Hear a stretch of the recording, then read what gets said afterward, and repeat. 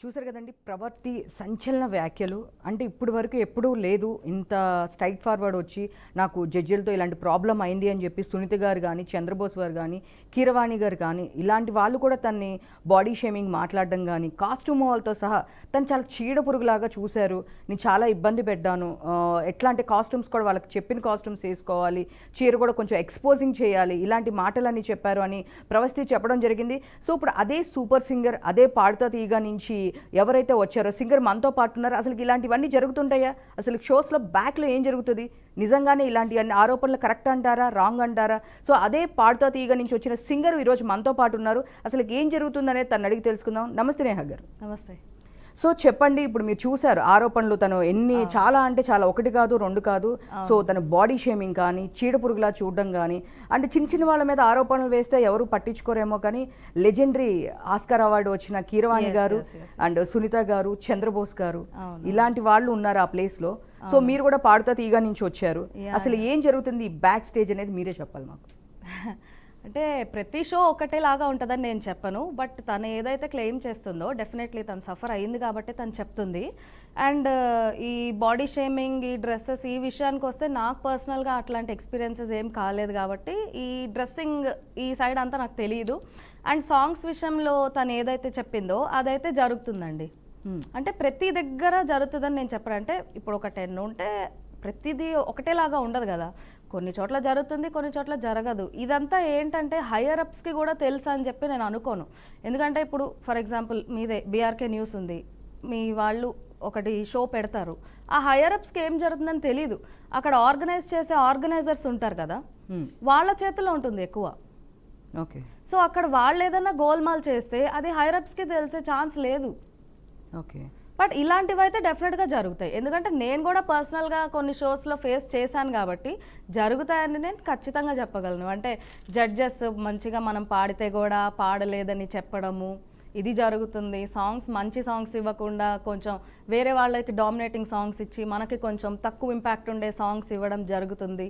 ఇవన్నీ జరుగుతుంటాయి. అంటే వెళ్ళే ముందు, జస్ట్ స్టేజ్ మీదకి వెళ్ళే ముందు మనకి కొంచెం డిస్కరేజింగ్గా మాట్లాడి, డీమోటివేటింగ్గా మాట్లాడి మనం డౌన్ అయిపోతాం కదా, మన performance up to the mark ఇవ్వలేము. సో అలా సైకలాజికల్ ప్లే చేయడం జరుగుతుంది.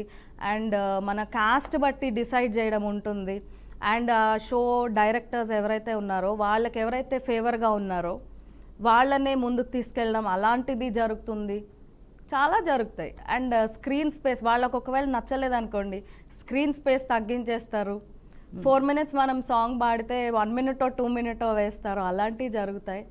అండ్ ఆర్కెస్ట్రా వాళ్ళకి చెప్పి సో అండ్ సో అమ్మాయికి, సో అండ్ సో కంటెస్టెంట్కి మీరు పర్ఫెక్ట్గా ప్లే చేయొద్దు, కొంచెం తక్కువగా ప్లే చేయండి అని చెప్పడం జరుగుతుంది.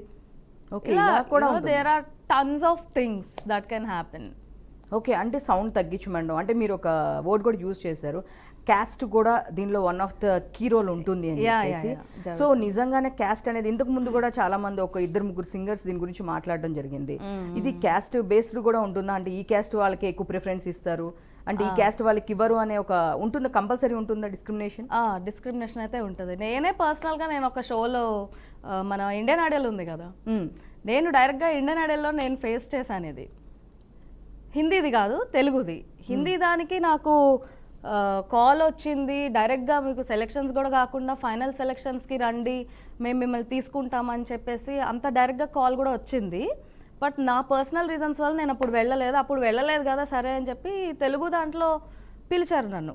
అప్పుడు కూడా నేను పర్సనల్గా వెళ్ళింది కాదు, ఫోన్స్ చేసి బోల్డన్ కాల్స్ చేసి రండి రండి రండి రండి అని పిలిస్తే సరే okay let's give it a try అన్నట్టు వెళ్ళాను. వెళ్ళిన తర్వాత అక్కడ నాకు చూస్తేనే అర్థమైపోయింది ఇక్కడ చాలా జరుగుతుంది. అండ్ పాడాను. పాడిన తర్వాత మంచి కాంప్లిమెంట్స్, మంచి స్కోర్లు అన్నీ వచ్చిన తర్వాత ఫైనల్ లిస్ట్లో నా పేరు లేదు. ఎందుకు లేదు, ఏం జరిగింది, పోనీ నేనంత పాడలేని దాన్న అంటే, నేను వేరే షోస్లో టైటిల్ విన్నర్ అయి ఉన్నదాన్ని. నేను కొన్ని షోస్లో టైటిల్ విన్నర్, కొన్ని షోస్కి అయిన మనిషి సెలెక్షన్స్లోనే తీసేసే అంత పొజిషన్లో నేను ఉండను కదా, ఆబ్వియస్లీ ఉండను.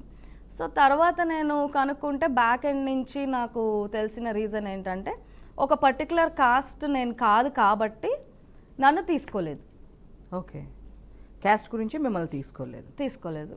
నాకు బ్యాక్ ఎండ్ నుంచి తెలిసింది ఈ విషయం ఇలా జరిగిందని చెప్పి. ఓకే, అంటే ఆల్రెడీ మీరు మూవీస్లో సింగర్, ప్రూవ్డ్ సింగర్. సో ఇలాంటి మీలాంటి వాళ్ళకే క్యాస్ట్ డిస్క్రిమినేషన్స్, ఇలా సౌండ్ తగ్గించటాలు ఇలాంటివన్నీ చేస్తే ఆ అమ్మాయి ఒక చిన్న స్టేజ్ నుంచి వచ్చింది. చెప్పాలి అంటే బాలసుబ్రహ్మణ్యం గారు ఉన్నప్పటి నుంచి ఉన్న కంటెస్టెంట్, ఒక చిన్న అప్పటి నుంచి ఉంది. సో అప్పుడు కూడా చూస్తే కనుక నాకు చాలా బాగుంది. అప్పుడు బాలు గారు నన్ను బాగా సపోర్ట్ చేశారు, చిత్ర గారు నన్ను బాగా సపోర్ట్ చేశారు, జానకమ్మ కూడా నన్ను బాగా సపోర్ట్ చేశారు. జానకమ్మ గారు కూడా ఒక ఎపిసోడ్కి వస్తే ఆవిడతో నాకు చాలా రిలేషన్ ఉంది, ఆ పిక్చర్స్ ప్లే చేయండి, నేను ఆవిడకి థ్యాంక్స్ చెప్తాను అని చెప్పేసి కూడా చెప్పినా కూడా అవి కూడా ప్లే చేయలేదని చెప్పేసి తను వీడియోలో చెప్పడం జరిగింది. సో వేరే వాళ్ళకి మాత్రము ప్లే చేస్తున్నారు. అండ్ రాఘవేంద్ర గారు ఒక ఎపిసోడ్కి వస్తే ఆ ఎపిసోడ్లో ప్లే చేశారు. వీళ్ళకి ఎవరైతే ఫేవరెట్, వీళ్ళకి ఎవరైతే వీళ్ళతో క్లోజ్గా ఉంటారు అలాంటి వాళ్ళకి ఇలా చేస్తున్నారు. నేను ఈ ఇండస్ట్రీ నుంచి వెళ్ళిపోతున్నాను, సింగింగ్ ఇండస్ట్రీ నుంచి వెళ్ళిపోతున్నాను కాబట్టి ఇవన్నీ నేను చెప్తున్నాను.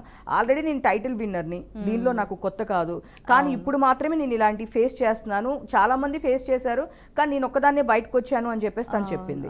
సో ఇంకా ఎలాంటివి అంటే ఇప్పుడు సింగర్స్ మాట్లాడుకునేది కూడా బయటకు వచ్చింది అని చెప్పేసి తను చెప్పడం జరిగింది. అంటే మైక్స్ ఆఫ్లో ఉన్నాయి అనుకోని సునీత గారు కీరవాణి గారికి చెప్పడము, తను సరిగ్గా పాడదని చెప్పడము, తను రాగానే ఫేస్ ఎక్స్ప్రెషన్స్ మార్చేస్తున్నారని చెప్పి అవి కూడా జరుగుతాయి, అవి కూడా డెఫినెట్గా జరుగుతాయి. నేను కూడా అలాంటివి ఫేస్ చేస్తున్నాను. బట్ తన వీడియో చూస్తే అయితే మాత్రం నాకు బాధేసింది.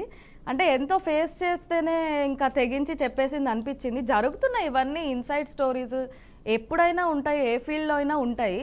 బట్ తినేంటంటే బయటకు వచ్చి ఓపెన్గా సో అండ్ సో జరిగింది అని చెప్పేసి ఇంకా ఓపెన్ అయిపోయి చెప్పేసింది. ఇంకా సో ఎంతవరకు నమ్మొచ్చు అంటే ఆవిడ ఎలిగేషన్ ఇచ్చింది చిన్నవాళ్ళ మీద కాదు, సునీత గారు లాంటి వాళ్ళు, చంద్రబోస్ గారు లాంటి వాళ్ళు, వీళ్ళందరూ ఉన్నారు.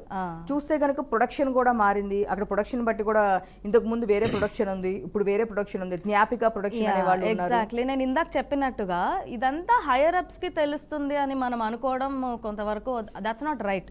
ఎందుకంటే వాళ్ళు ప్రొడ్యూస్ చేస్తుంటారు, ఆ షో ప్యాటర్న్ ఎలా ఉండాలి ఏంటి అది వరకు వాళ్ళు చెప్తుంటారు. కానీ అది ఆర్గనైజ్ చేసే ఆ ప్రోగ్రామ్ డైరెక్టర్ కానీ వాళ్ళ అసిస్టెంట్ డైరెక్టర్స్ కానీ వాళ్ళు ఏం చేస్తున్నారు అనేది హైయర్ అప్స్ నోటీస్కి కానీ ఛానల్ నోటీస్కి కానీ వెళ్ళదు ప్రతిసారి.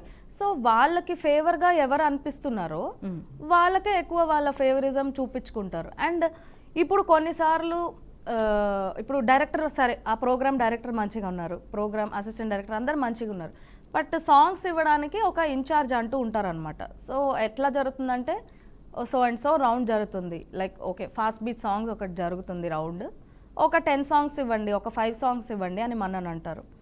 మనం ఇస్తాము, దాని అంతటికి ఆ సెలక్షన్ ప్రాసెస్ అంతటికి ఒక ఇన్ఛార్జ్ ఉంటారు. ఆ ఇన్ఛార్జ్కి మనకి పడదనుకోండి, మనకు మంచి సాంగ్ ఇవ్వరు. ఓకే, వాళ్ళకి పడేవాళ్ళు ఎవరన్నా ఉన్నారనుకోండి, వాళ్ళకి ఫేవర్గా ఉండేవాళ్ళు, వాళ్ళకి నచ్చే వాళ్ళు ఎవరన్నా ఉంటే మన లిస్ట్లో మంచి సాంగ్ ఏమైనా ఉంటే అది తీసి వాళ్ళకి ఇస్తారు. ఇది కూడా నాకు చాలా షోస్లో జరిగింది. నాకు ఇది అంటే నేను కొంచెం డిఫరెంట్గా చూస్ చేసుకుంటాను సాంగ్స్ ఎప్పుడు కూడా. నా వాయిసే కొంచెం డిఫరెంట్గా హస్కీ బేస్ వాయిస్లో ఉంటుంది కాబట్టి నా సాంగ్ సెలెక్షన్ కూడా కొంచెం డిఫరెంట్గా ఉంటుంది, కామన్ సాంగ్స్ కాకుండా. నా లిస్ట్లో సాంగ్స్ తీసి పక్కన వాళ్ళకి ఇచ్చి నాకేదో పిచ్చి సాంగ్ ఇస్తారు. ఓకే, అప్పుడు ఆటోమేటిక్ ఇప్పుడు మనం ఎంత బాగా పాడినా సాంగ్ ట్యూన్ వాల్యూ అనేది, ఆ సాంగ్ ఎంత బాగుంది అనేది డెఫినెట్గా it plays an important role. అంటే అది ఒక ఆడియన్స్కి ఒక కనెక్ట్ కదా. ఇప్పుడు ఒక సూపర్ హిట్ సాంగ్ ఉంది, నేను యావరేజ్గా పాడినా మీకు కనెక్ట్ అవుతుంది. ఒక సాంగ్ ఉంది ఎవరికి తెలీదు, అది నేను ఎంత ఎక్స్ట్రాడినరీగా పాడినా అది మీకు ఆడియన్స్కి కనెక్ట్ అవ్వకపోవచ్చు, ఎందుకంటే మీరు ఫస్ట్ టైం వింటున్నారు అది.